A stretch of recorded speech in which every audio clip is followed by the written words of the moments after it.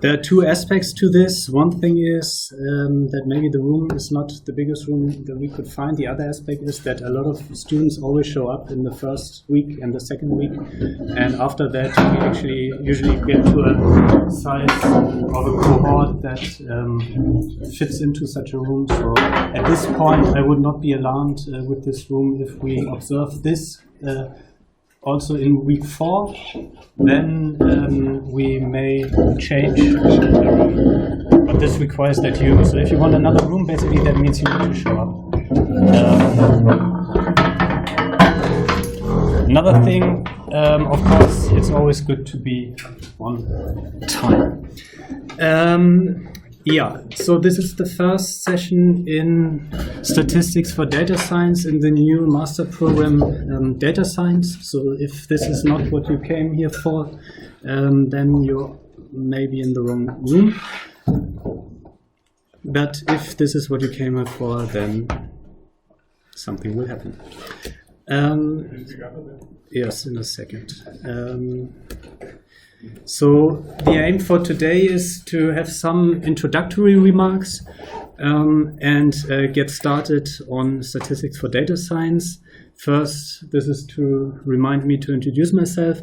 So I'm Dirk Ostwald. I'm assistant professor for computational cognitive neuroscience. I studied mathematics, neuroscience, and a bit of medicine.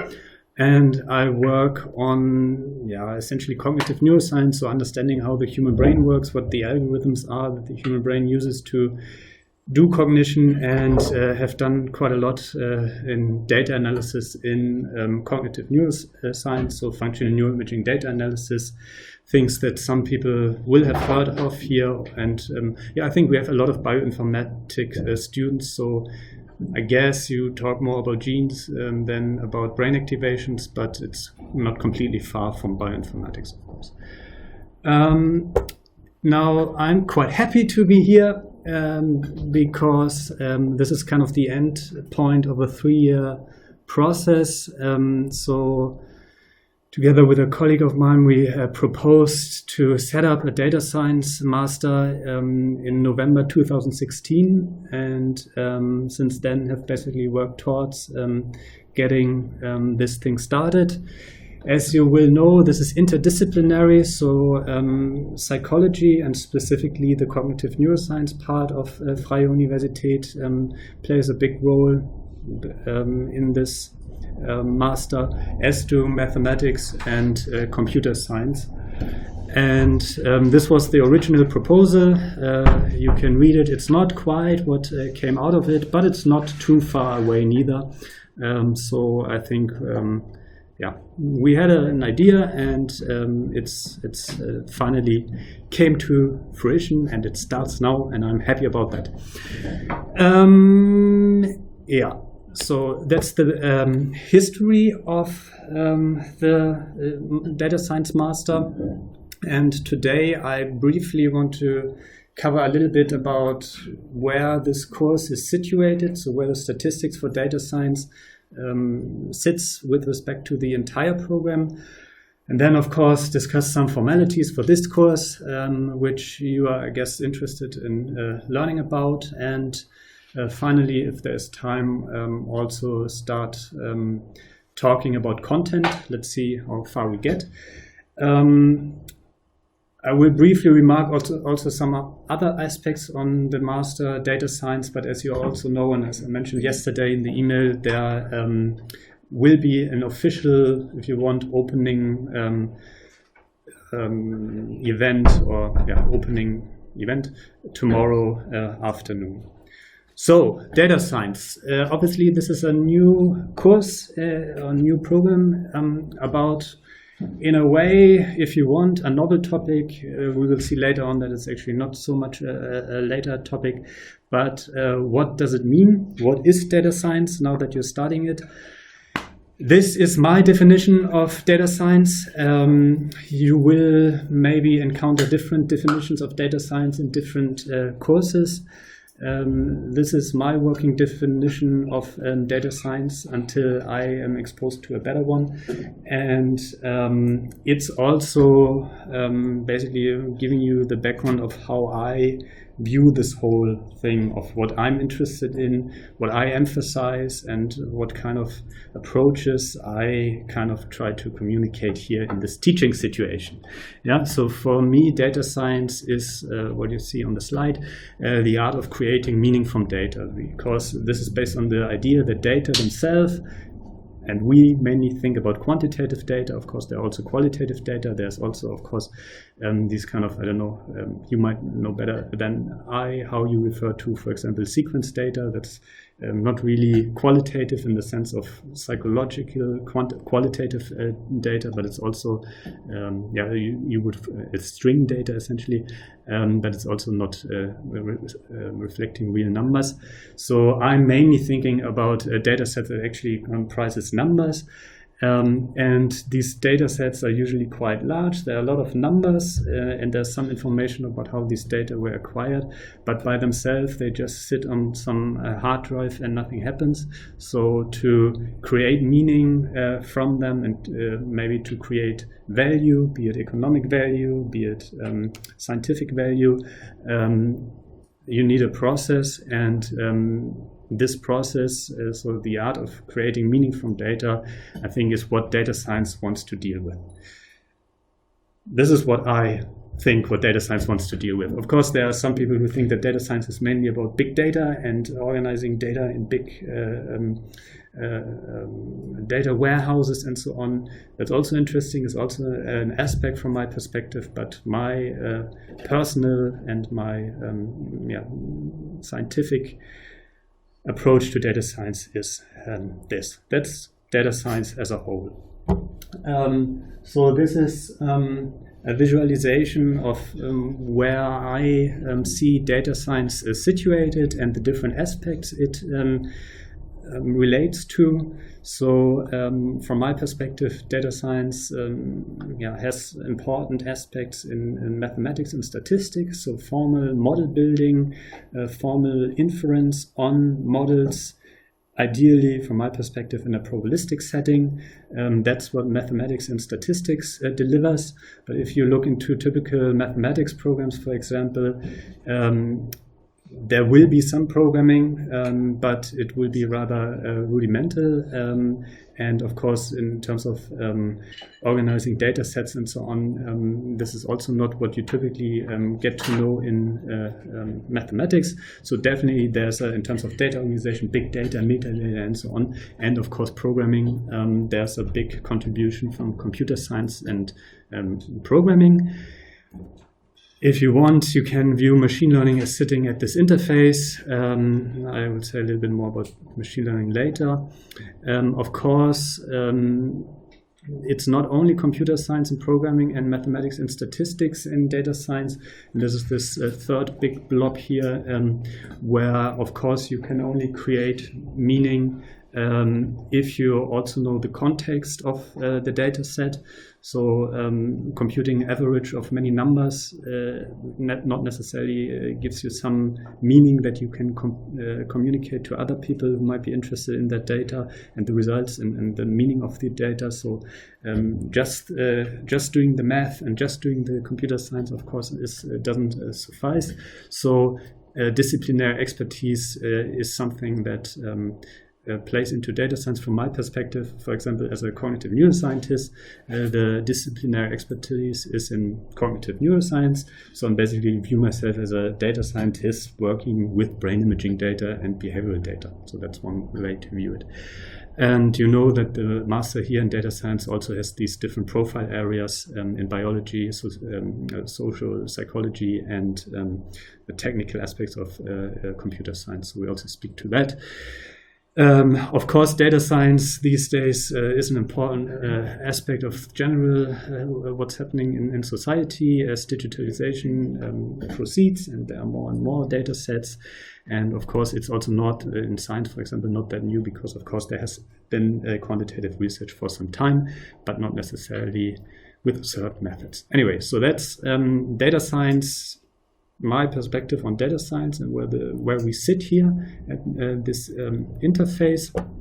And before I go to where I see statistics, a little bit on like 3 fundamental aspects of data science relating to data analysis. So as you also will have seen previously when you in your undergrad studies, all kinds of data analysis reduces data. So usually your raw data has more dimensions than your reported data. And of course the important thing is to as a data scientist to know about this process of data reduction that then also ascribes meaning to that. One even more fundamental aspect that will be quite that will run through, especially the data, the statistics for data science, is this model-based approach, which basically captures data science or data analysis as the scientific method per se, where science means Naturwissenschaft and specifically quantitative Naturwissenschaft, which doesn't say that there are not other research endeavors which also are very important. It's just what I'm referring here as the scientific method is Naturwissenschaft, quantitative Naturwissenschaft, and there you can view data analytical methods always from this trias of that you formulate a model which you want to you formulate a model which you would like to be informed by data, or that you use to interrogate the data. So that's an important aspect, and this is mainly where the mathematics kicks in, so that you have some intuitive, meaningful ideas that you want to formalize in order to make them applicable to quantitative data.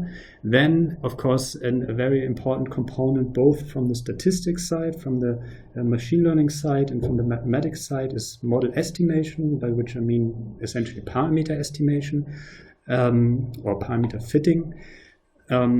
This, of course, has both its statistical mathematics aspects in terms of thinking about what are good ways to do this, but of course it also has computer science aspects or programming aspects in terms of implementing these procedures and knowing how to do that.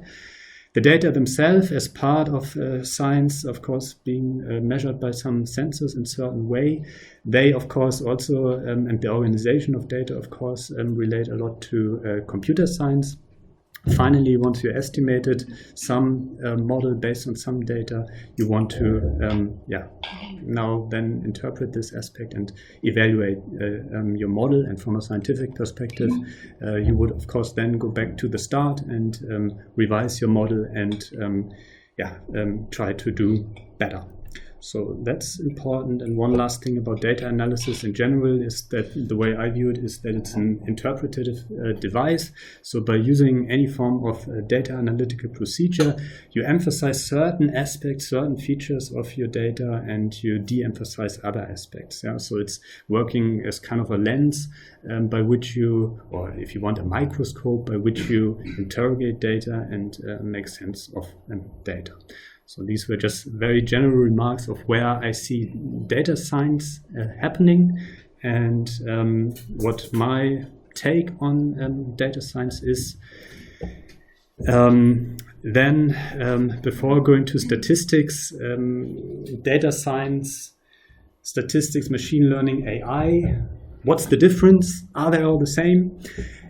Because, of course, you will have noticed that lately there's a lot of talk on artificial intelligence in the media, and sometimes then people say, yeah, and then we use then this washing machine or so uses artificial intelligence to figure out something, and if you whatever it figures out, and often you get the feeling what they mean is maybe they actually mean something from machine learning, maybe they just mean data analysis.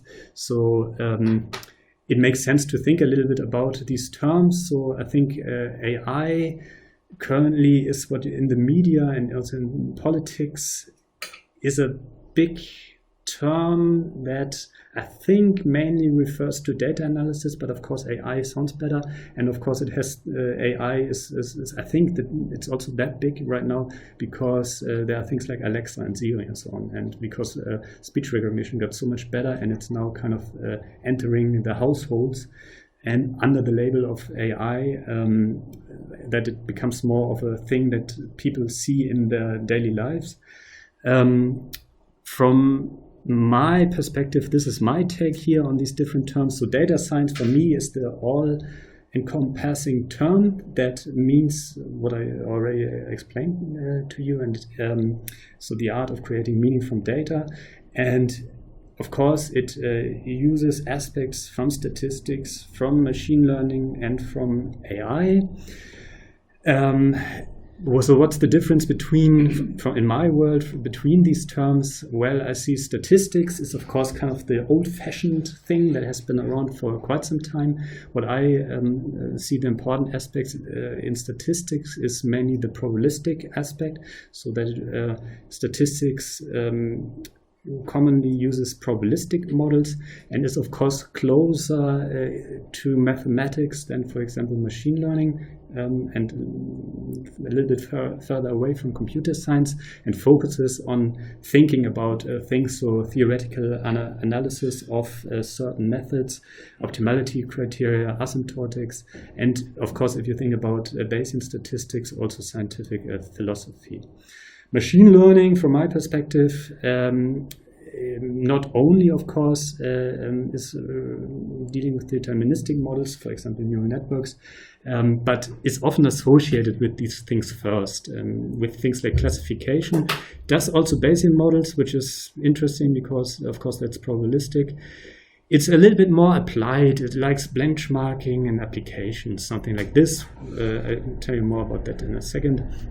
And then there's AI, and by this I mean AI like people talk about AI for the last 5 years or so. Of course, AI is also very old and has been developing for a long time, but I think the modern AI mainly means neural networks under the label deep learning, reinforcement learning. Then we have big debates of whether one can actually say AI and machine learning, or one has to say machine learning is a part of AI. So one can, of course, discuss that. And then, of course, that's also sometimes by AI, I think people just mean data analysis. And of course, there's also a hype associated with this. So from my perspective, the nicest term to use for all of this is data science. And because also with AI, you will know that AI was hip at one point, for example, in the 80s, and then went out of fashion. And when I started, like 2005 or so, if you said AI, people in machine learning would say, AI. And these days, only 15 years data, so in completely only my academic lifetime, this has completely changed, and everybody's like AI. So I think maybe AI, this fanciness in this term will go away. What I don't think will go away is data and science. So data science for me is it's a little bit more modest in terms of what the connotations are, and but I think it will stick. So I think you're doing good that you are in a master program on data science, because there are also now master programs in AI. But maybe AI will be. So I predict that AI will be at one point out of fashion again, but data science will not go out of fashion. That's my promise. Let's see what happens. Good. So this was what I wanted to say about data science as a whole. Of course, one can debate this, and it's everything that I've shown you so far is more something that one can discuss and in thinking about what we are actually doing. Of course, it's on a very general level, has to do a lot with sociological aspects and so on. So yeah, just to let you know where I'm coming from. Now, statistics. So I'm obviously not teaching here a course on data science, but on statistics for data science. If you wonder about these labels, well, it's called statistics for data science. It's mainly called statistics for data science because we had to call the machine learning course machine learning for data science, because it wasn't possible to just call it machine learning, and hence to make it nicely coherent, we also then called the statistics course statistics for data science instead of just statistics. Now, hello. what is statistics and what is its role, from my perspective, in data science? And this is what I put on this slide. So statistics is the art of creating meaning from data in the data science setting, with the important additional aspect of quantifying its associated uncertainty. So uncertainty quantification, this is really what I see as kind of the most fundamental aspects of what I'm doing and when I'm using statistics or machine learning or AI, and which one can do or one cannot do, right? So one can one doesn't need to communicate and quantify uncertainty. So one can say, well, the data say this and that. That's the result. Or one can say, well, the data say this and that with an associated p-value or posterior probability of this. And of course, communicating the associated uncertainty and also appreciating that any data analysis and any data set will not give you the final answer, but there's always some uncertainty remaining. This is what I see as fundamental fundamental aspects of statistics, and this is also what we run throughout the course. And this, of course, relates a lot to probability theory. So if you ask me what I'm doing in terms of the data analysis that I'm doing, I'm quantifying uncertainty. And of course, you will have heard that so Bayesian machine learning people, they of course often say that it's all about quantifying uncertainty. But if you look into frequentist statistics, of course, this is also quantifying uncertainty. Yeah. So that's kind of where I see the role of statistics in data science, that we don't forget, even if we use probability-free models, that we always, with our results that we get from data, we want to communicate some form of uncertainty, and then also have to deal with that. There are no black and white answers. And of course, we can also discuss this, and this is the big question, and but we need one answer, and we need to proceed, and so on. Yes, but this is then also where my scientific genes kick in, and critical thinking genes or whatever. So if somebody tell you they found the truth and there's no uncertainty associated with that, I don't believe it. There's always uncertainty associated with it. So what are then themes in statistics that you might associate with statistics or not? This is basically, we will see what we do in the course. These are things that come to my mind when I think about statistics. It's not really the most informative slide, but yeah, these are just things that are associated with statistics. Now, statistics, of course, didn't start when data science started, like a couple of years ago.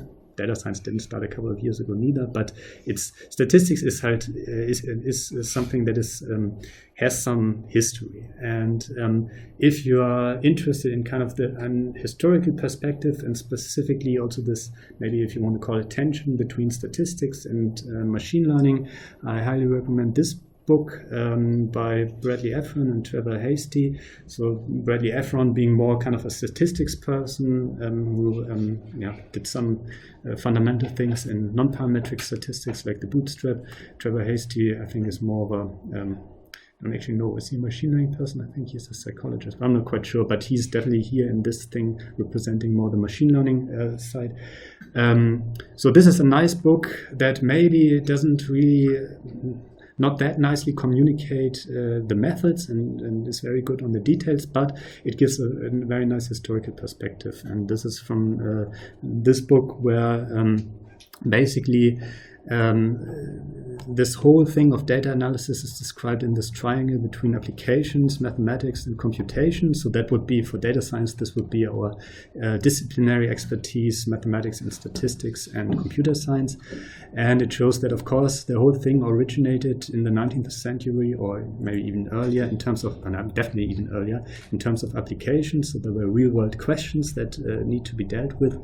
And then you have, for example, in kind of in these fertilizing research environments, where the question is, how should I grow a certain plant to make good profit? You had these early developments in mathematical statistics that you, I guess, all know. So things like students' T distribution and then Fisher's work. And then what happened for quite some time was that things went more mathematical and now formalized. So things went along from applications to more abstract mathematical modeling, also, of course, with the contributions of probability and abstract probability theory in the 30s and so on. And then, of course, with the invention of more and more capable computers, things went more into the directions of computation, and then also resulting at one point in this field of machine learning, where from my perspective, computer scientists started to become interested in learning from data and doing statistics. So this is just a hint where if you want to learn more about the relationship between statistics and machine learning, this is something to look at.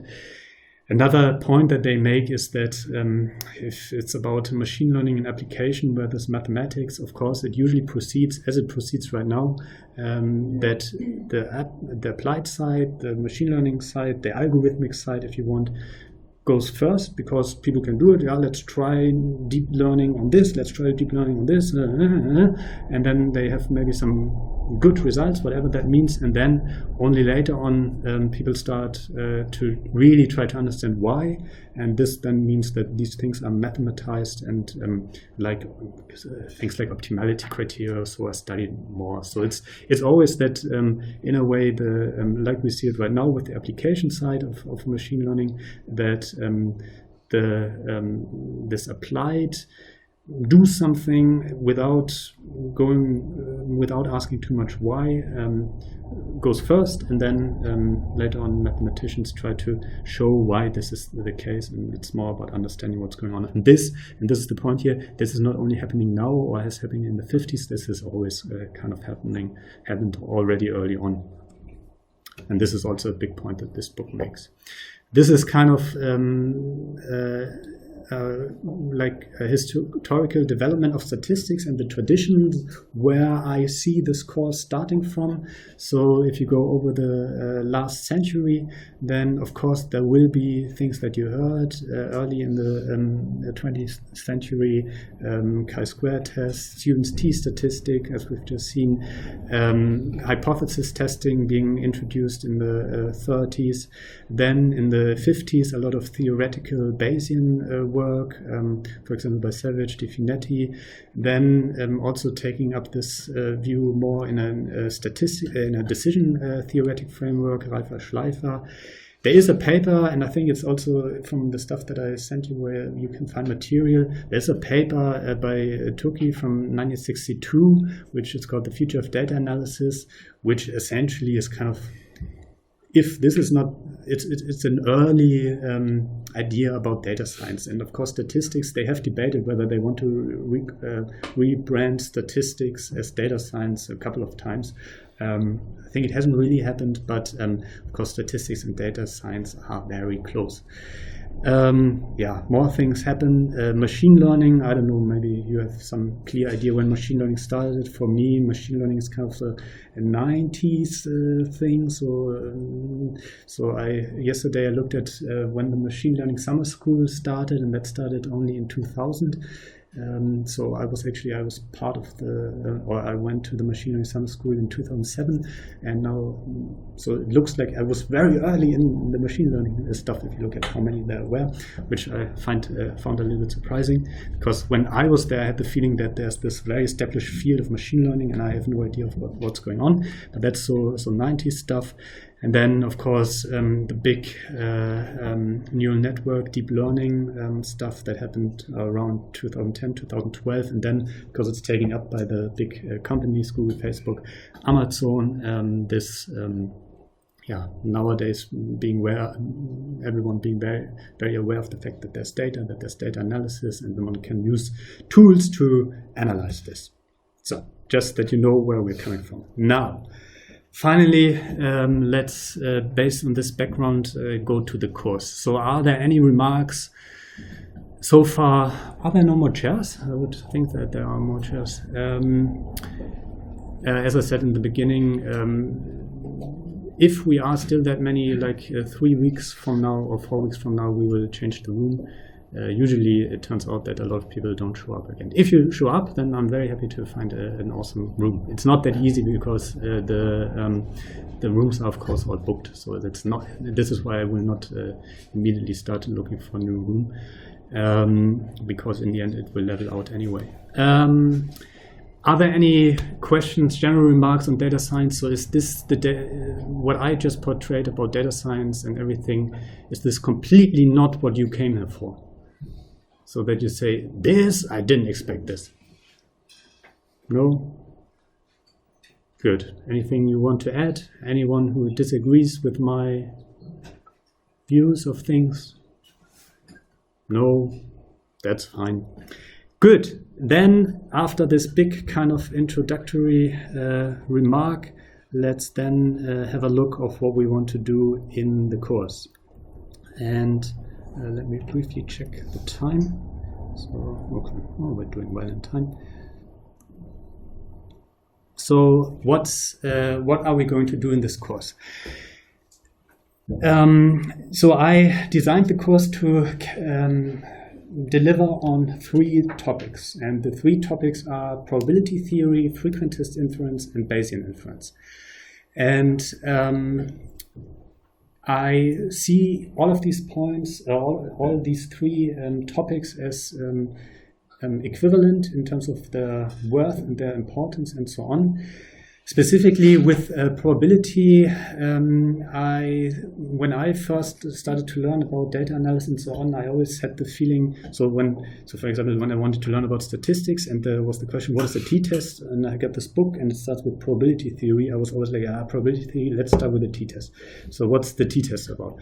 And this kind of works in a way, but if you then later on, when you don't want to just use off-the-shelf methods, but you want to develop your own methods and become proficient in developing data analytical methods that quantify uncertainty, you always have to go back to probability theory. So you always need to, when you formulate a model, you need, of course, you formulate your models in probabilistic concepts. So it's not that there is kind of this minimal set of probabilistic things that you will at one point have in your head, and then you're set and can do whatever kind of data analysis you want to do. In statistics, you always come back to probability and probability theory. And this is the way this is situated here. Of course, it makes sense to have it in the beginning, but I really also want to, you to appreciate that later on, if you do some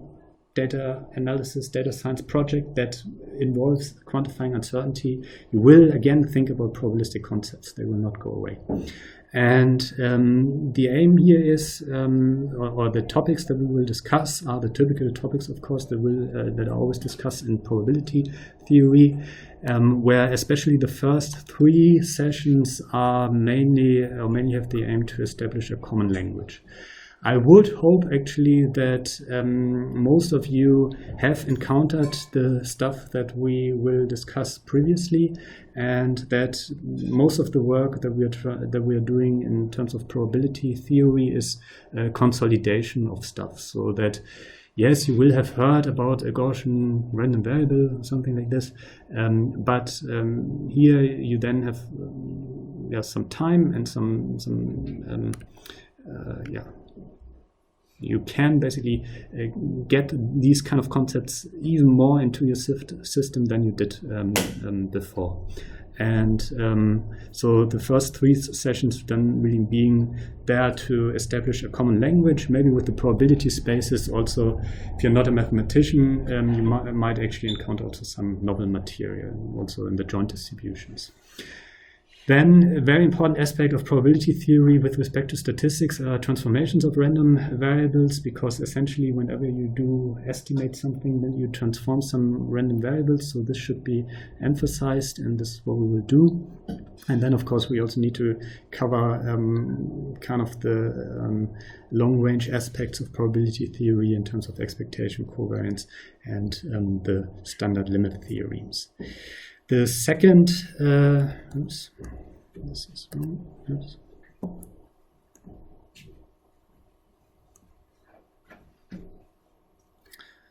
The second part then will be devoted to frequentist inference, mainly from a mathematical statistics point of view, if you want, because what I want to stress here is not so much that there is this t-test, this t-test, this test, and this ANOVA, and this ANOVA, and this ANOVA of repeated measures, but rather the foundations and the questions of how good procedures are. So this is basically these sessions on maximum likelihood, finite sample estimator properties, and asymptotic estimator properties.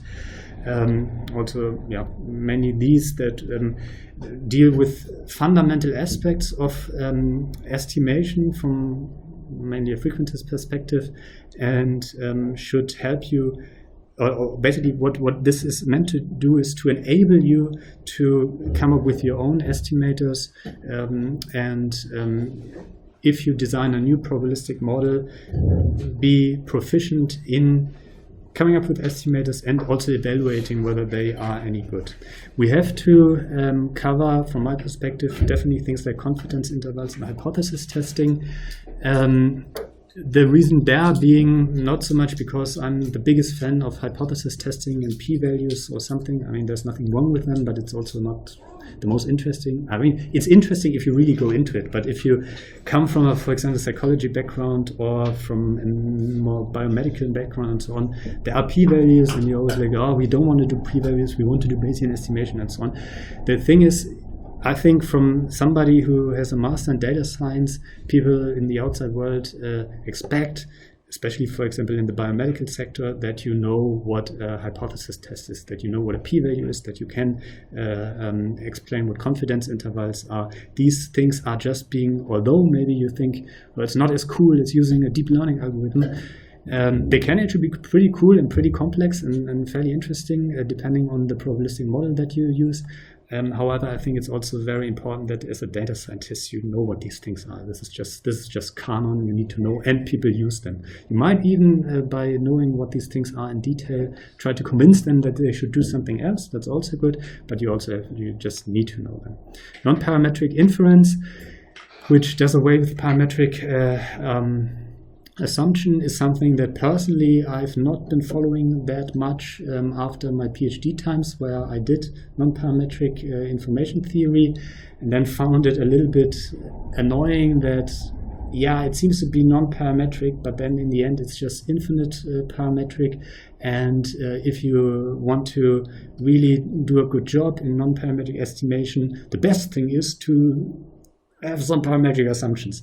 And then I was like, okay, non-parametric in the very beginning sounds very good because you don't need all these assumptions, but then to make non-parametrics works, you put in assumptions again and so on. So I don't have strong issues with non-parametric inference. It's not something that really convinced me as a paradigm, so it's not as big as one can make it. Here it will come, but it's not the most important thing of this course. And then finally, as opposed to the frequentist framework, we will deal with the Bayesian framework from both kind of a basic philosophical position of what it means to have priors, but also going, of course, a lot, or not a lot, but going beyond kind of just what you sometimes find in Bayesian theory a lot, where it's mainly about deriving the posterior and everyone is happy and one can think a lot. Is this now objective base, is it subjective base? What does this posterior probability mean? but going to things that are fairly common, things like Kalman filtering in Bayesian filtering, so that's something you should know. And then, of course, going to things that you might expect more in machine learning, but you only get in machine learning with a strong probabilistic framework, so this is why they are here, namely approximate Bayesian methods like MCMC and variational Bayes. Because this is what's happening in statistics, to give you a little bit of a feeling what is typically associated with machine learning from my perspective, and which you will, and I will say a couple of words about machine learning in a second of the course. These are typical machine learning topics from my perspective. So there's this unsupervised aspects of machine learning, like independent principal component analysis. There, of course, all the supervised learning things that relate to classification, things like logistic regression, support vector machines, kernel methods. Of course, there's neural networks, deep learning. Gaussian process regression is also something that I find quite associated with machine learning. With artificial intelligence, I typically associate, as I mentioned earlier, reinforcement learning and Markov decision processes. Having said this, I find this distinction between statistics, machine learning, and artificial intelligence quite unnatural. Of course, certain parts in this kind of big data science canon and so on have been developed for a longer time. And there's more theory and there's better understanding, but on the other hand, this also means there's more mathematical abstraction, whereas other aspects, for example, deep learning, of course, has a long history, but maybe in certain way it's communicated may not seem that abstract at first, which it also can be, and so on. So from my perspective, we could just have a data science course, and we wouldn't say this is statistics, this is machine learning, and this is maybe AI. Everything is the same thing. It always works based on models that you estimate and that you evaluate. AI is, from my perspective, a little bit special in the sense that you think much more about decision making in AI than you do in machine learning and statistics. That doesn't mean that you cannot view estimating a parameter as an action. So it's also decision making. That estimation is also decision making. And the other thing is that if you go to the outside world and talk to people on the street about AI, they will not necessarily think much about decision making in AI, but think rather in terms of these days speech recognition, where you of course also have some classification decision making, but you don't have some decision making like for example in Markov decision processes where you have specific utility functions. So what I'm trying to say is, for me, this whole thing is all one thing, and there are many topics in this, and ideally it's all rests on a probabilistic framework. So this is going a little bit into this direction. So the community nomenclatures often mean the same thing. So in statistics, you would call things data, which in machine learning you would call training data, and the meaning is, of course, data. Statistics, you talk about estimation, where in machine learning you say learning or training, and what it means is you estimate parameter. The strange thing is that frequentist inference doesn't happen much in machine learning, although, having said that, there's a book, very nice book by Kevin Murphy on machine learning, a probabilistic perspective. There is some frequentist inference in there, but I think you would be hard pressed to, if you go to a machine learning conference like NIPS or something, and that somebody tells you about the latest developments in hypothesis testing. So this is really, frequentist inference is still kind of more happening in statistics than machine learning. Bayesian inference, on the other hand, is of course quite big in certain groups of machine learning, and of course also in statistics. So strange how these things happen.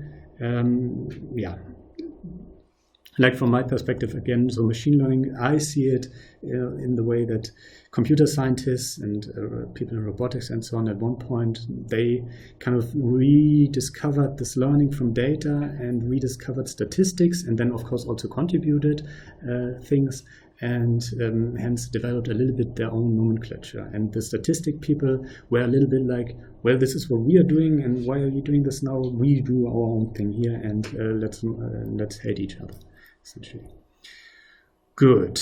I think I will for a moment skip skip these things and go directly to the course, because the things, or do I? Not quite sure, because I was they go a little bit into details. Let's do them nevertheless.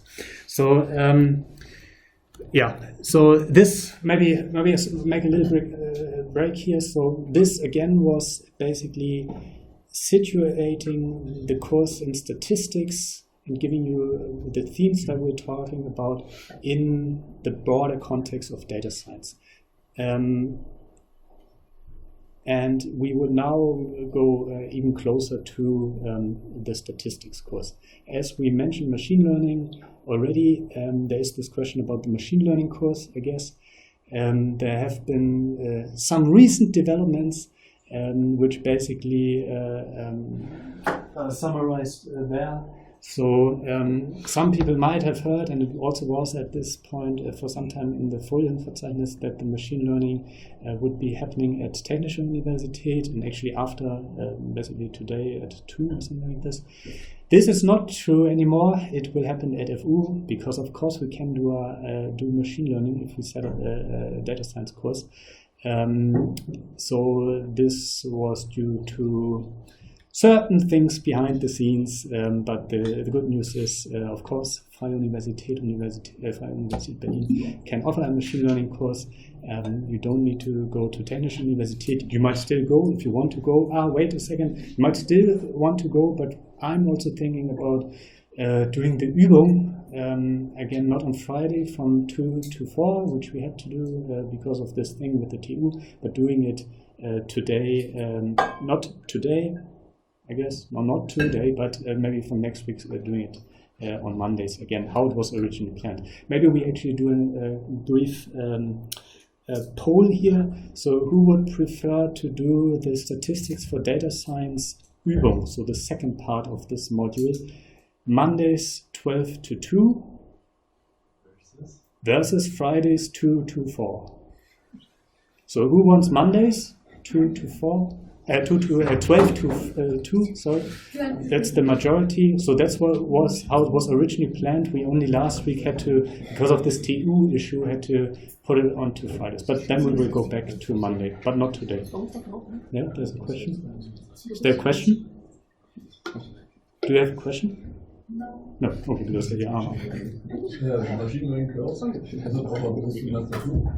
Sorry?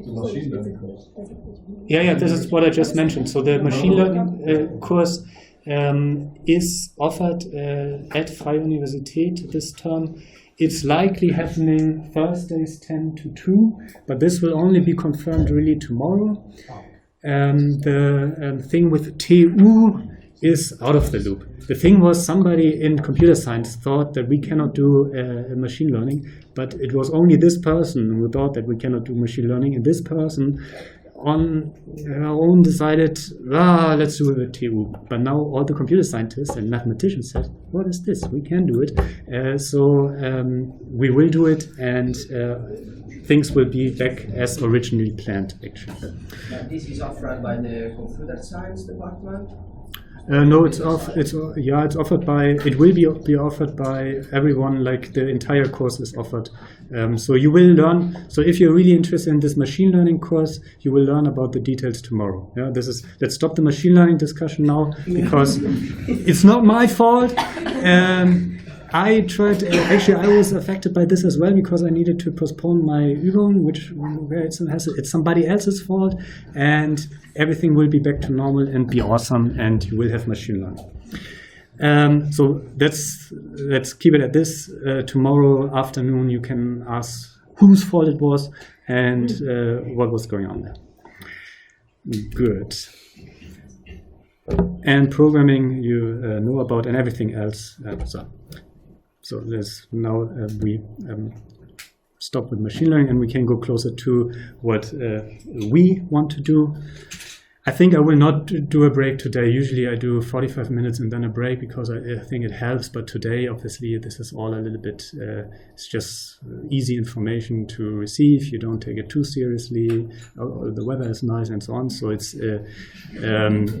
more floating stuff. So we will just do 90 minutes straight. And I will... At some point still have a little, window break? Window break. Okay, yeah. I mean... Oh, okay. Maybe we don't have to, stop the lecture, but some air, I'm sure we. I mean, we can also do a poll on this. Who needs a break right now? So, do you rather want to do a break now for 10 minutes? Who wants a 10-minute break? So, who doesn't want a 10-minute break? Good. So we continue. Because I also don't want a 10 minutes break right now.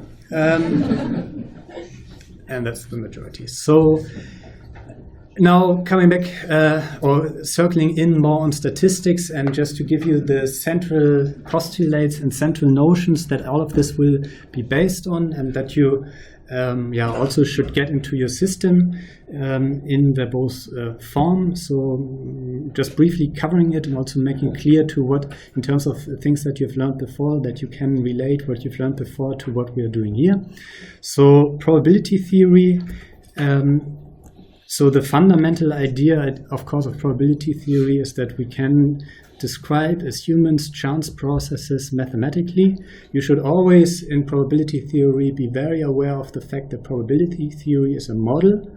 It doesn't, so to say that it's like the coin comes up with probability 0.5 heads or tails. That's not, so probability is not inherent in this coin, in this outside world. It's your model of what might happen and what may happen in the long range and so on. It's your subjective uncertainty. If you view it from a Bayesian perspective, it's in any case, probability theory is a model, and it's a mathematical model, and it's not real. Probability doesn't exist in the outside world. It's a human model, and this is this mathematical description. Of course, it's there to help us to make predictions about things that appear random to us. So it uses formal reasoning, mathematics, to be able to, because one can ask, so why do we do this at all? Because we want to make predictions regardless of whether things seem kind of not predictable. We try to make predictions nevertheless using mathematics.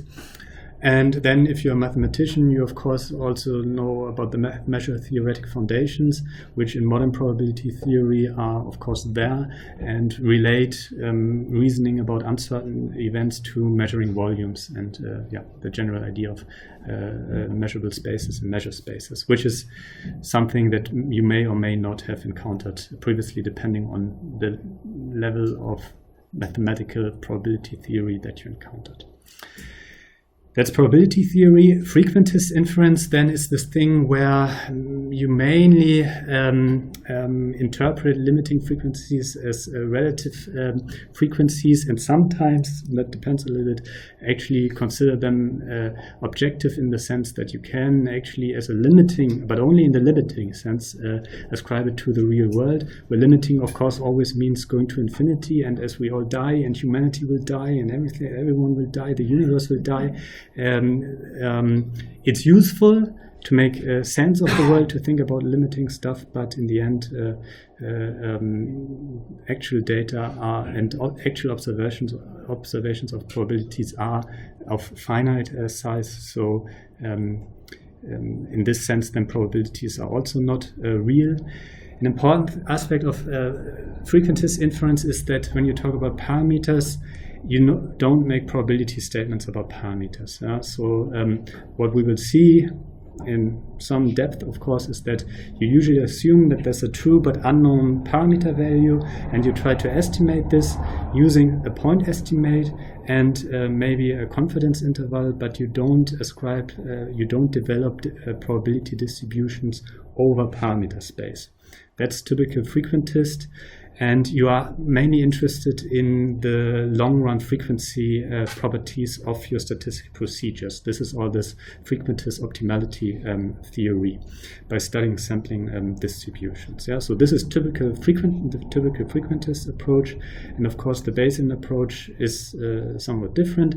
So this limiting frequency idea is not that strong it's basically not there in real kind of subjective Bayesian inference, where you interpret probabilities as degrees of belief. So that's very different. So you can say things, the probability that it will rain this afternoon is 0.5, and there is no sense in such a statement from the frequentist perspective, or the limiting frequency perspective, because this afternoon will only happen once.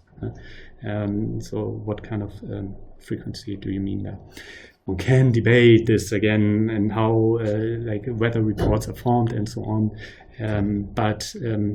So from a simple view on things, the probabilities that you use in Bayesian inference describe uncertainty. They don't describe some limiting frequencies, some sampling properties.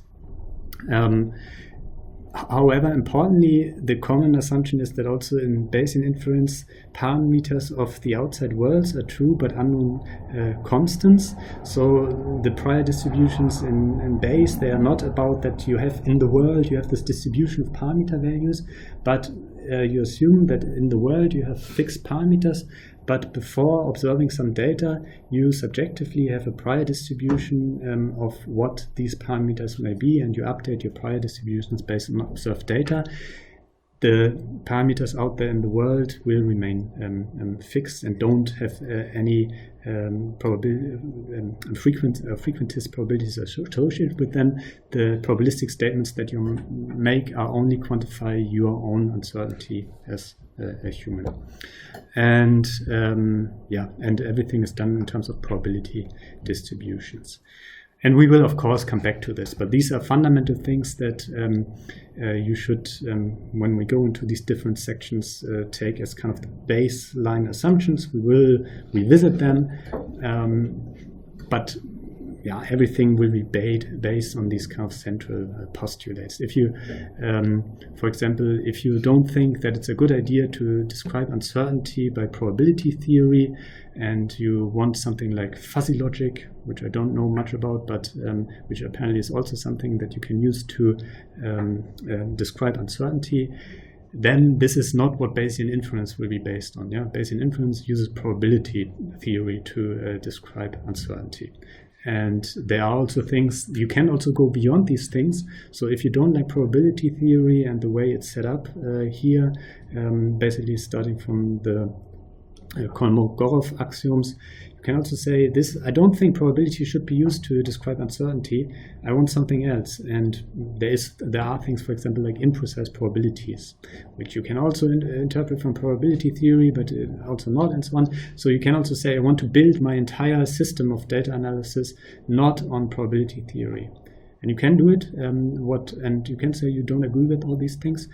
I guess you would have a little bit of work to do to convince people and so on, but it's a little bit like in calculus, where you know that originally this was kind of in this infinitesimals, and then there are these great, I don't talk about them great, but there are this great kind of important mathematical German figures who then went away from building calculus on infinitesimals and went to these epsilon delta criteria, so Weierstrass and all these people here in Berlin, and then this took over in mathematics, and calculus is now generally taught in terms of this epsilon delta criteria, as you all know.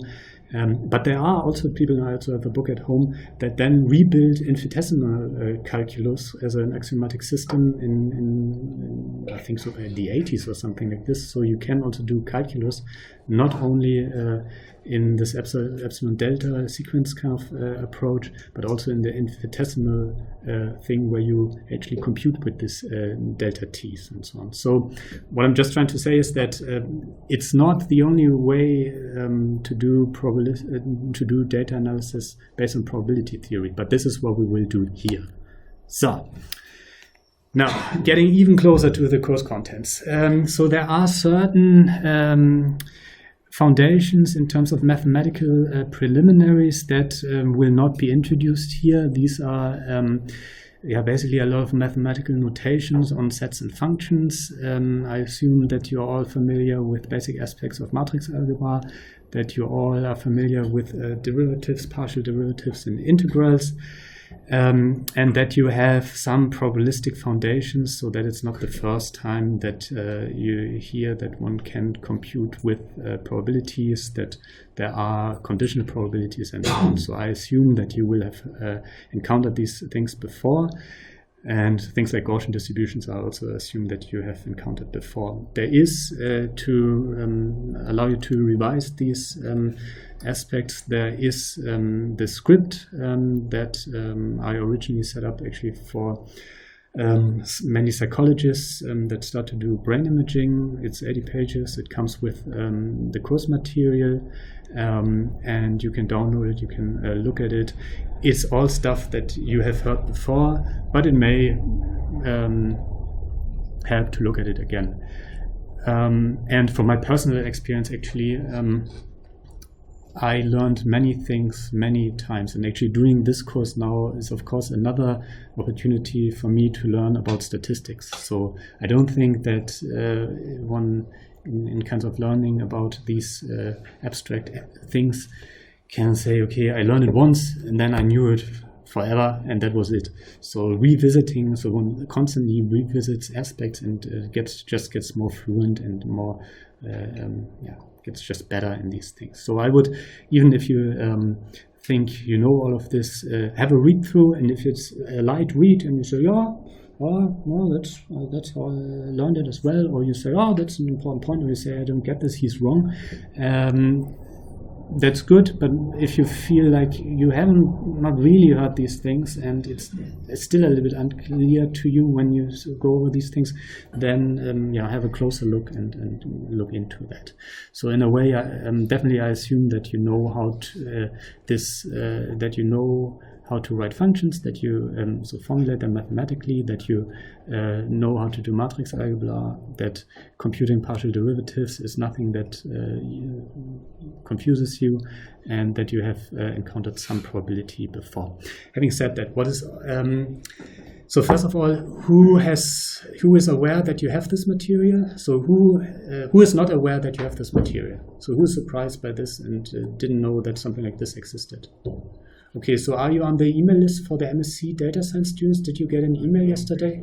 Okay, can everyone who's not on this MSc data science student list send me an email, so then I put you on that, yeah? Because yesterday I sent around a link to a Google Drive folder where this material is, and I think most of the people actually got that. That's one thing. The other thing that comes to my mind when bringing up the preliminaries is that I know that you all had some statistics before.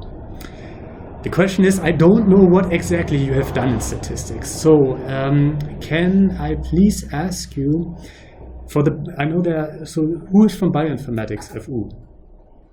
Okay, for you, can you decide on one person who sends me the lecture slides from your bioinformatics statistics? Because I don't want to get like 10 emails with always the same thing. For everyone else, can you please send me the content of your statistics courses? And by this, I don't mean the outline. I don't mean like we did something like t-test and ANOVA. I want to see what you actually did. And I assume you have some PowerPoint slides, or you have a script, or you read a book. I hope. And I guess you must have done something, right?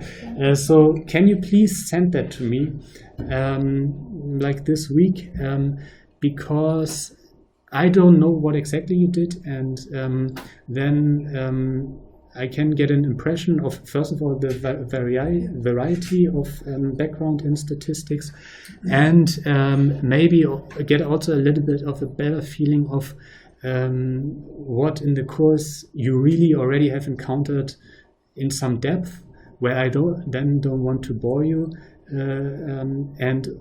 but also to see where maybe you haven't seen things in certain depth, so where it makes sense to spend a little bit more time on. the thing is that, of course, given the variety of backgrounds, certain aspects will be somewhat redundant to certain people. See this positively in the sense that you don't have to study that much for these things, so you have more time to spend on other things. Whereas other things might be kind of more work for certain people. Well, that's then the case. Master's studies are a little bit different than undergraduate studies, also from my experience. You encounter things that you encountered before again, and you have the opportunity to go into more depth on them, and also to, of course, grow beyond things that you encountered before.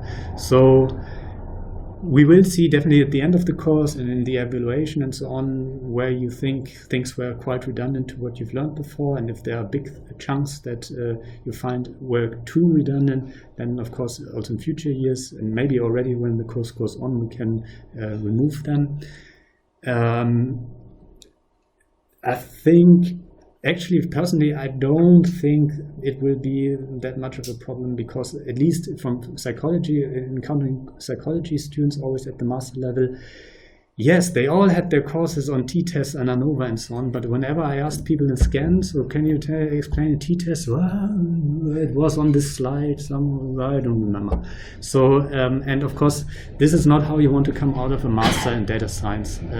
So it's in a way also a second course in all of this. And I also designed the course in a way that it's primarily aiming at a second course. Of course, if you've done measure theoretic probability theory and some very mathematical statistics previously, in mathematics certain things will be redundant. I doubt in a way that even so. Who's from mathematics? Oh, it's quite a number. Have you done MC and variational inference?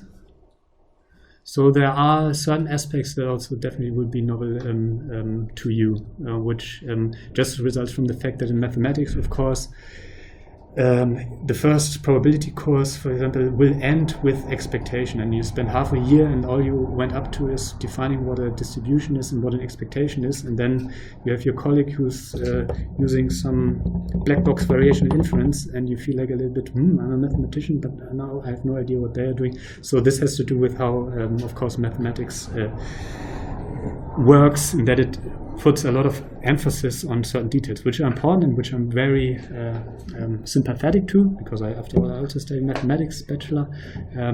But mathematics bachelor also, it doesn't cover, this is also maybe for the people who are not from mathematics, these people from mathematics, they don't know everything about everything. So they know the stuff, usually the stuff that they know quite well in quite some depth, but definitely they don't know all the data analytical methods.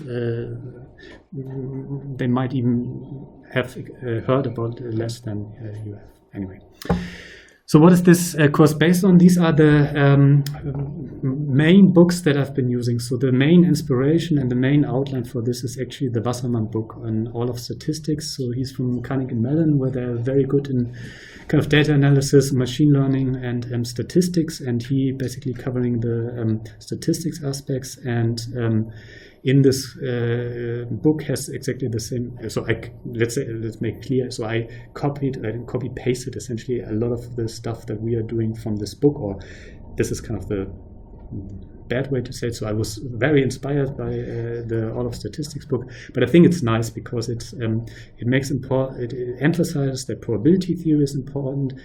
It emphasizes that you cannot not do the frequentist stuff. So you cannot just say a probability theory and Bayesian inference, variational inference, machine learning, that's what we want to do in statistics. There's so much frequentist statistics in the real world, you need to know about it.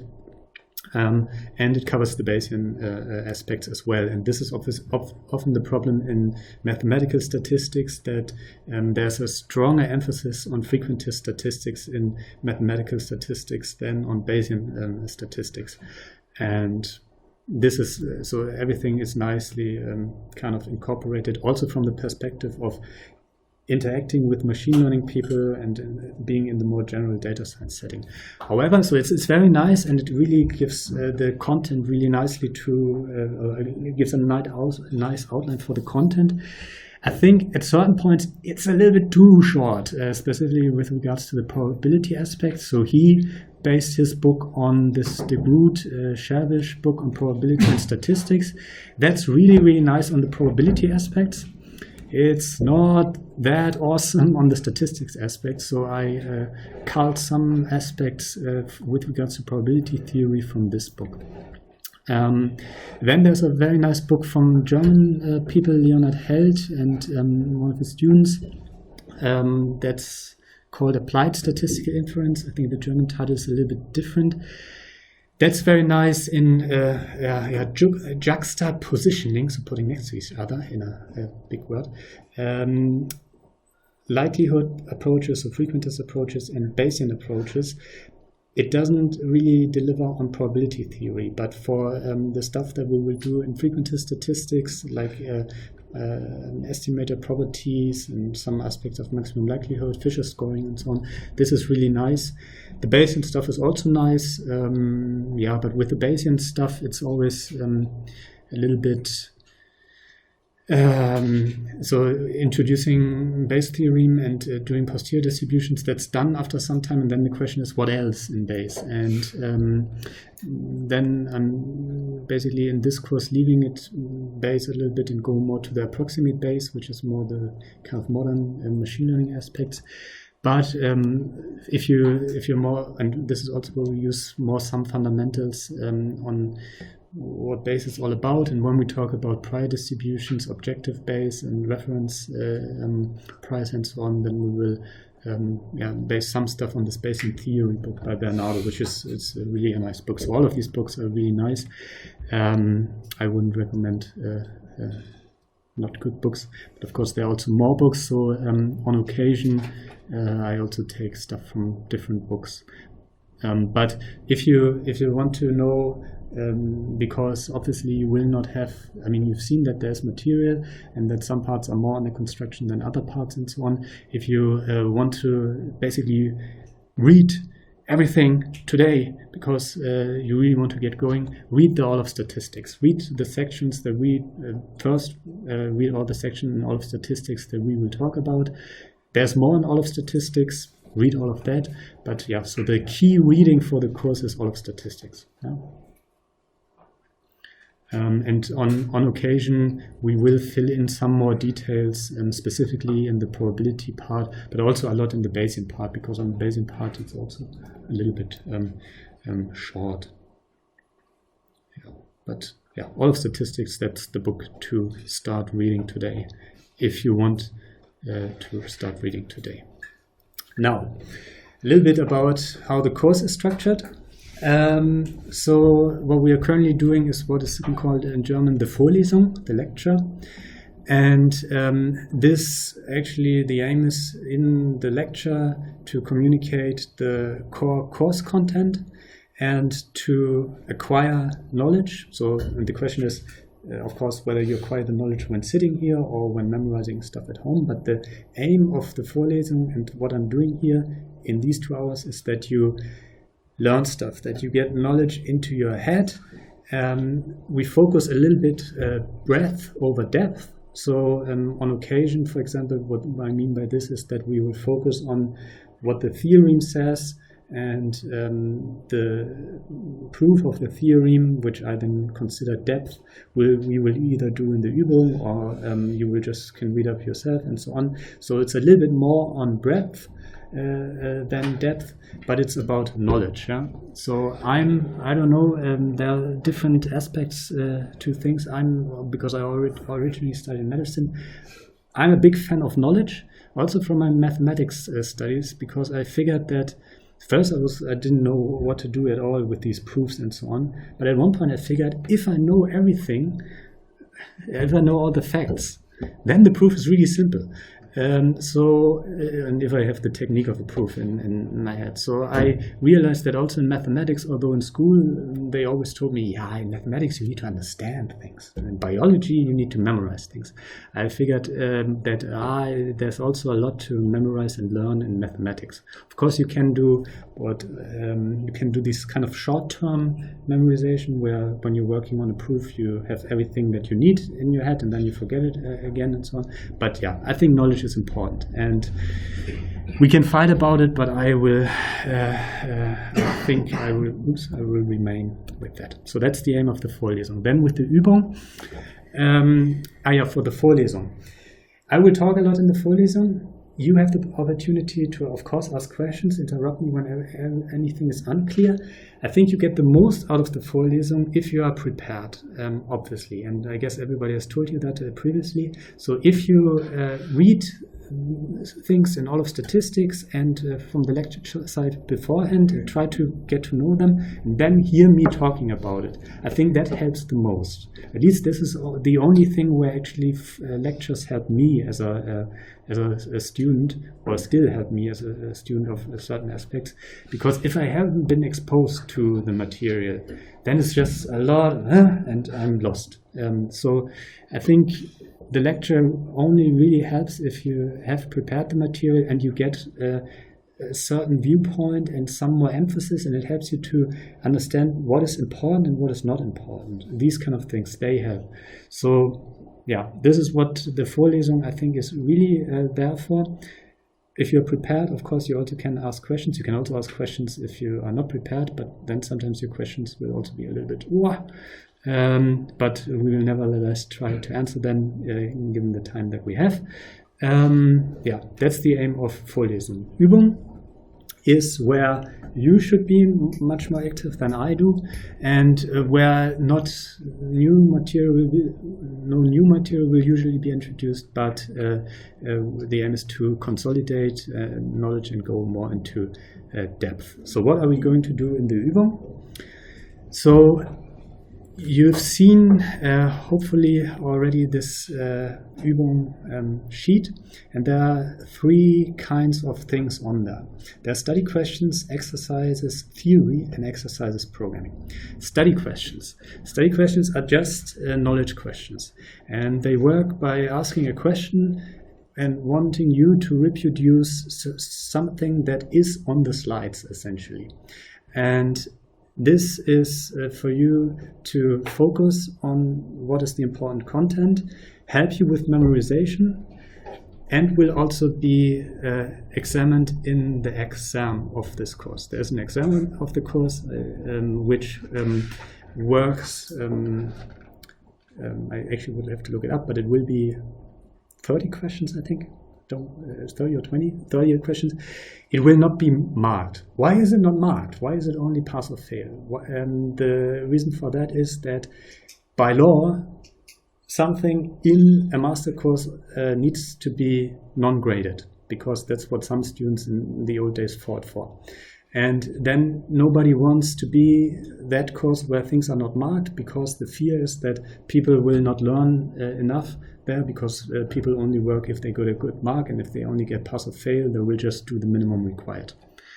Hence, nobody wanted to have the course that is not graded. So I said, whatever, then I take the not graded course. So this is why it's not graded.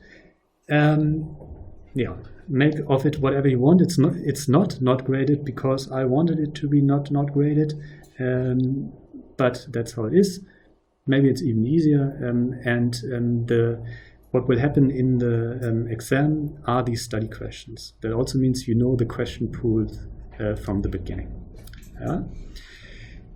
That's the study questions and the exam. The exam will happen after the winter term, the week before the summer term in that week, and again in the break between the summer term and the winter term. If you complete it during these times, then you pass the module. If you don't complete it, then you can retake the module in the next year. The exercises that are on these sheets come in two forms: theory and programming. In theory, there are questions that relate to some theoretical aspects. Sometimes it's a little proof. My aim was really, one can do courses quite high level and hard, and one can do courses a little bit easier. So my aim was to rather go on the little bit easier side, in the sense that, for example, for these exercises in theory, for the theory aspects, for example, it's about prove this and this, and there is a link to where you find that proof.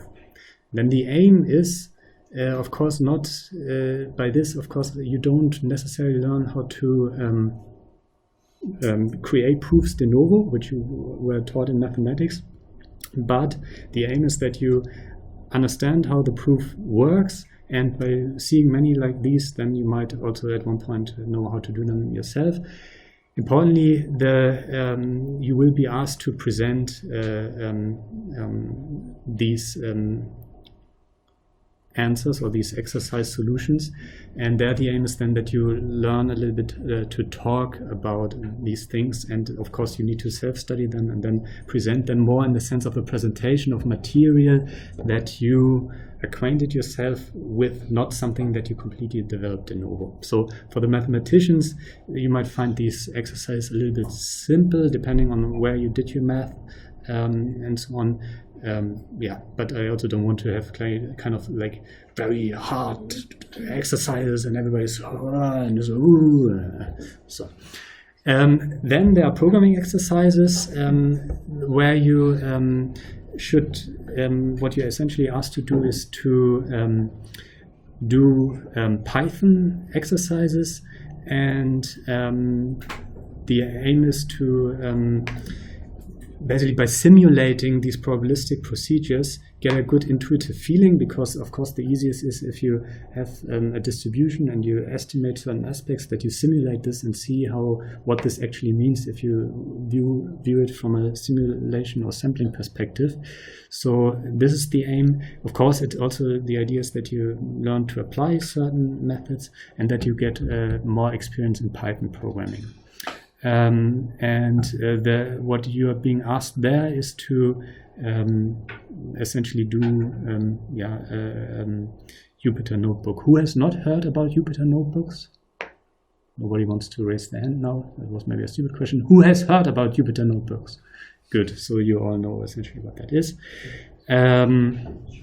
Or you just figured that you have to raise your arm now because of the question before it. Anyway, and then there's the exam, and the aim of the exam is purely knowledge reproduction. I want you actually to learn stuff and that you come out with knowing stuff. I know that you might not like it and that you say, but is it more important to apply things? Yeah, but I think it's also important that you know things, and that if you leave university, you can tell other people what you have learned and not only say, yeah, I think I learned it, but I think it's in this book. Sorry, that's what I think is important. So, Vorlesung, written exam, pass or fail, 30 questions actually. The study questions are the exam question pool. Yeah, of course there are more study questions in this Übungspart than there will be exam questions. So it will be uniformly distributed from the study questions, but you know the questions beforehand. There are no answers with these study questions, and there won't be any answers with these study questions. The reason for that is that they usually are about reciting a definition, and if it says write down the definition of this, the answer is the definition that is on one of the slides. Yeah, so there should be no uncertainty with respect to the answers of the study questions. Exam dates you can already see there. Time I think I still will have to give, but of course we are a little bit further away from this. Now, Übung. Actually, Vorlesung is not no mandatory attendance, but Übung is. Übung is 85% attendance, and the way this is typically assessed here is that you sign that you were there. And what does it entail? So the way I envision that is that during each Übung at least 2 students present, and one student presents a theoretical exercise and one a student presents a programming exercise. So I actually also for the programming want you to basically share the code with the class in the sense that you say, okay, I attacked this exercise in this way. This is my Python code, so I did so, and then you explain the code that you set up, and then you show us the visualization. So that's what one person does, and the other person will give us a theoretical presentation. The way I wasn't, yeah. Are there enough exercises then? That's a good question, exactly, because the question is a little bit how many people we are and how many dates there are and how many exercises there are, exactly. And this was not really I couldn't really foresee that from like 2 weeks ago, because it was completely unclear how many data science students we have and so on. So first of all, to get this planning on the way there, who wants to here in this room who will not need this course for their studies? So who's just here because they're interested in it? So you, for example. So okay, that's definitely not the majority. So the majority of people will want to use this course for their studies and needs the credits. That's the term that I was looking for. Okay, so the majority of people needs credits, and that's roughly 4, 8, 16, 24, 32. So I guess something about 32 people want credits. Okay, that also means that I have now a good estimate of what we actually need. In terms of the programming exercises, for the programming exercises, I want everybody to do all programming exercises, and for each session there will be 1 or maximally 2 programming exercises, meaning that you have roughly 16 or maybe a little more, like 20 programming exercises, and everyone has to do them, all of them, and submit the Jupyter Notebook to me at one point. I think I will not give a deadline for the submission of this Jupyter Notebook. In a way, I don't see much of a point, and then it's always like you always come up with special rules because people say, oh, I cannot make this deadline. The only deadline that exists for this Jupyter Notebook is the beginning of the winter term 2021, so 1st of October 2020, because then the new module will start. Yeah? So if you want to finish the statistics module in this year, you should the latest submit your programming exercise Jupyter Notebook by end of September next year. I think, otherwise I would, so I don't recommend that you leave. I mean, this is then up to you. So I always think that people are reasonable and so on, questioners and so on. I don't recommend that you leave it until like August next year, because of course it makes a lot of sense. And I already hear my colleagues saying, in the first term they have to learn all this, build all this other stuff. But then it's always like, if I say this, then there will be people who are like, but can it also? And then, and so my teaching concept is based on the fact that first of all you're all motivated, and that you all see a reason for doing this, and that you are all grown-ups. Hence this thing about the Jupyter Notebook, because you could of course also argue, but we only heard this stuff about MC in this week, and so how can we submit an exercise for this already? So that's about the programming. So everybody does all exercises in programming, and everybody submits that to me, and we will of course during the Übung sessions that will happen then actually starting next week proper, discuss what this entails, and we will again and again say what you should do and what you don't need to do and so on. But that's the plan for the programming. That's that. Then there are the theoretical exercises, and there I think my idea is that I see these more as kind of presentations things. And there I want everyone to give essentially I want everyone to give a presentation, but you don't have to work out the presentations for all the theoretical exercises. Of course, it is recommended that you do all theoretical exercises, but what you have to deliver is one presentation of a theoretical exercise. And that means we need 32 theoretical exercises, and the presentations cannot be, as I think I originally thought, something like half an hour, but they need to be shorter. Because we need to cover that when we are here. So I know that now, and I guess I will further specify the course specifications. You know that there is this sheet on course specifications here, which is quite rudimental at present. I could have opened this. So I will, given how the course constraints are, put in, and also questions that come up, put in more. So for example, in-class oral presentations will be shorter now, and this will may go to 2 so that we get through everything. Also, don't worry if you think you haven't seen a lot of the questions yet, because only certain are available. I have all the questions on my mind. I still need to, and also on paper actually. So I just need to fill that in, and I will do that this and the next week. As for the presentations, I would already ask you to. Let's go there.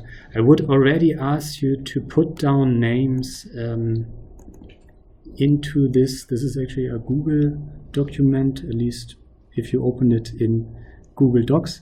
So there is, under Übung, there is this Google Doc. Can we open it in Google Docs here? Anyway, if you open it, it has a list of the dates. Open it in Google Docs and put down your name. And of course, nobody wants to go first, and everybody wants to do it in the last week of February. Yeah. For first come, first serve. Yeah, put in your names for the different sessions.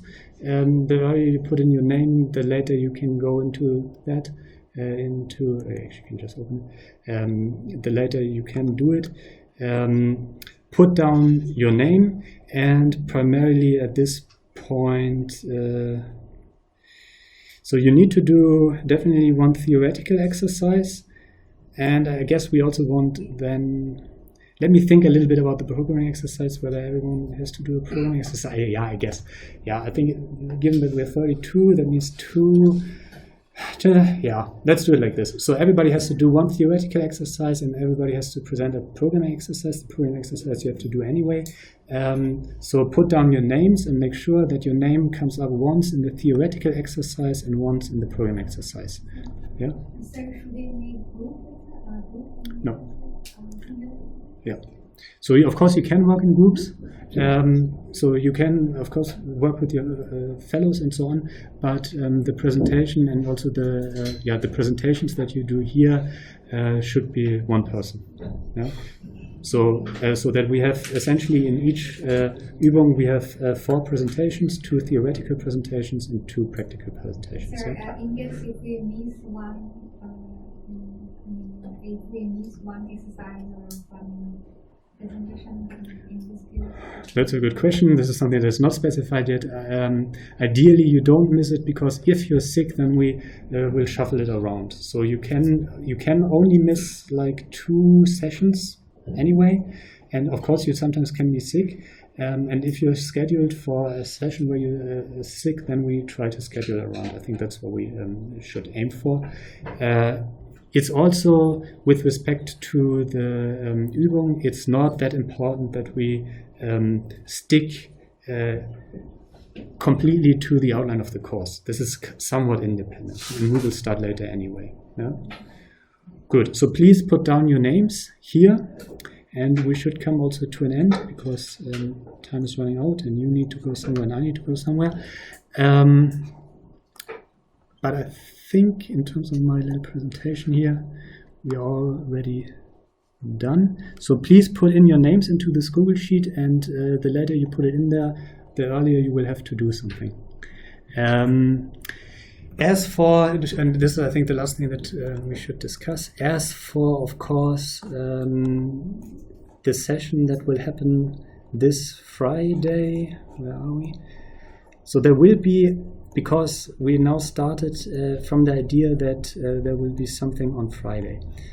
And we will actually do that, and I will on Friday start then with the content on probability theory. So please, if you're so if you want the lecture from this week, it will happen on Friday from 2 to 4. I will do the probability stuff, and I assume that on Monday, next Monday, then afterwards, we will also continue with the lecture.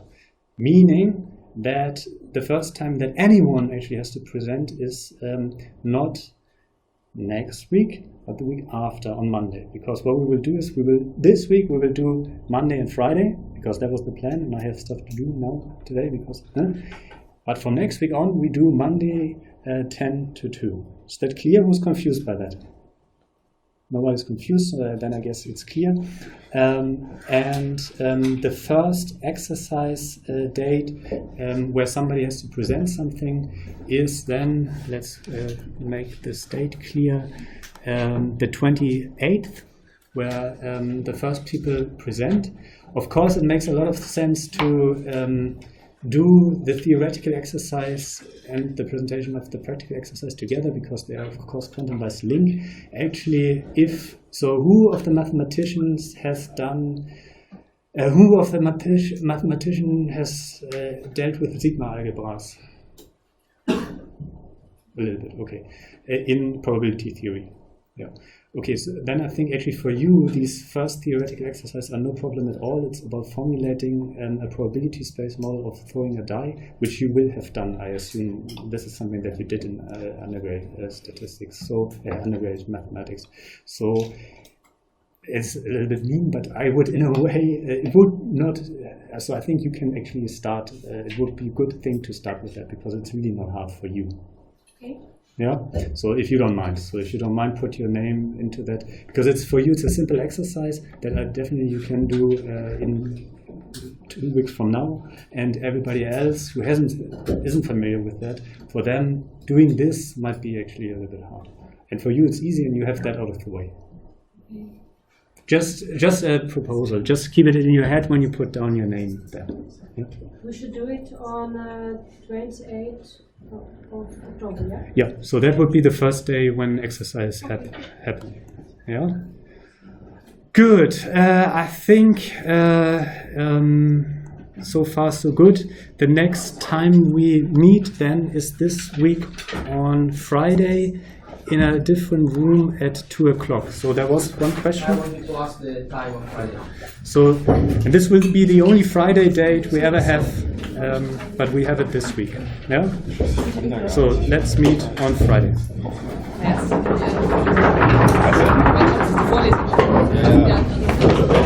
Yeah.